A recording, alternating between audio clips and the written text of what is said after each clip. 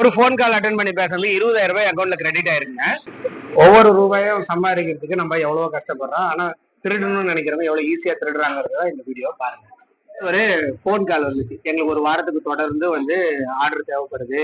ஒரு 20 பரோட்டா, 20 சப்பாத்தி, ஒரு 10 நூடுல்ஸ். இன்னைக்கு நாங்க சாம்பிளுக்கு வாங்குறோம். மேற்கொண்டு உங்களுக்கு நிறைய ஆர்டர்ஸ் கொடுப்போம்னு பேசினாங்க. கடை பேரு, ஊரு எல்லாமே கரெக்டா சொல்லிட்டாங்க. நான் மொபைல் நம்பரும் எடுத்துதான் காலும் பண்ணியிருக்காங்க. பண்ணிட்டு எவ்வளவு பில்லுன்னு கேட்டாரு. தமிழ் சரியா பேசுவாரு, இங்கிலீஷ் கலந்து பேசுறாரு.